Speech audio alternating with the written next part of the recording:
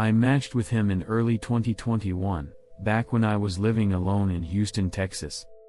I worked remote. Kept my circle small. My life was simple: apartment, laptop, gym, repeat. No drama. No wild nights. Just routines. He seemed normal. We met for coffee once. Middle of the day. Public place. He asked basic stuff: what part of town I lived in, if I liked my building, whether I felt safe living alone. At the time, it felt like small talk. Now I know it wasn't. A few days later, I noticed a gray sedan parked across from my apartment building. Engine running. Driver inside. Not on his phone. Not eating. Not smoking. Just sitting. I told myself I was being paranoid. Big city. People wait in cars all the time. But he was there again the next evening. And the one after that. Always across from my building. Always angled slightly toward the entrance. Like he needed a clear view of who was coming and going. I couldn't see his face clearly because of the tint, but something about the posture felt familiar. Still, I brushed it off.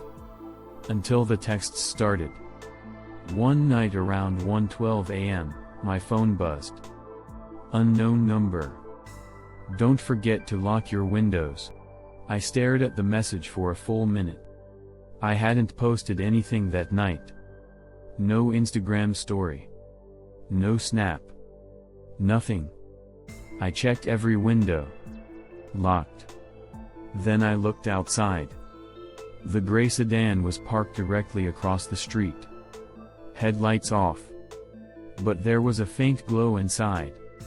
Like a phone screen lighting up someone's face. I blocked the number. 10 minutes later, another text from a different one. Second floor, right?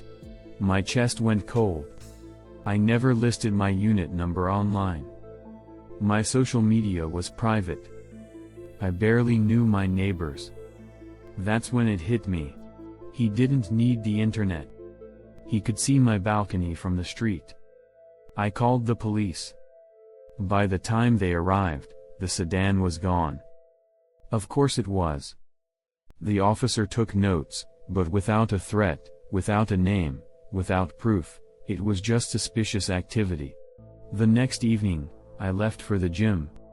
As I walked past my car, something caught my eye under the rear bumper. A small black box. Magnetic. Blinking. I crouched down and felt my hands start shaking. It was a GPS tracker. Police came again. This time they didn't brush it off. They traced the device. Activated 3 weeks earlier. Around the same time I went on that coffee date. The same guy who drove a gray sedan. The same guy who casually asked what gym I went to. They tried contacting him. His number was disconnected. Dating profile deleted. Prepaid device. Fake information. He vanished. But here's what doesn't vanish. The feeling.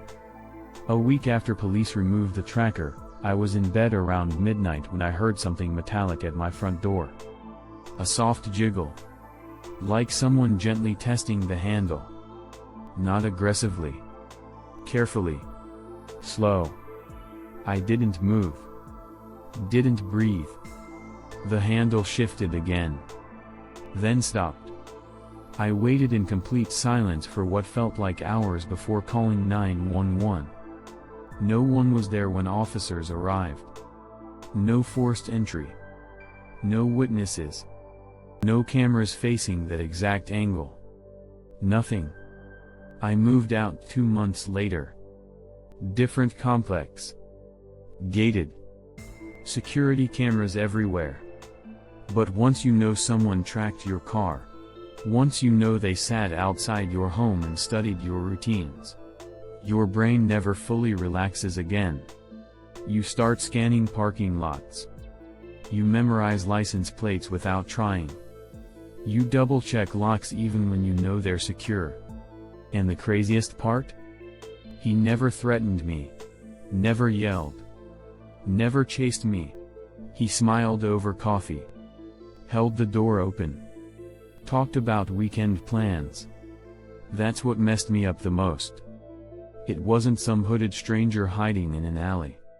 It was a normal guy with a normal car who quietly collected information.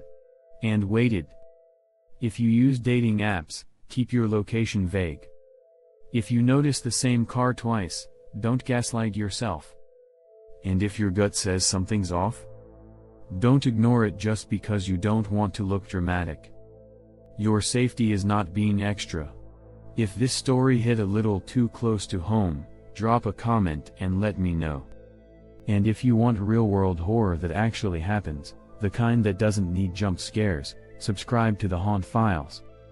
Because not every predator hides in the shadows. Some of them sit in parked cars and smile on first dates.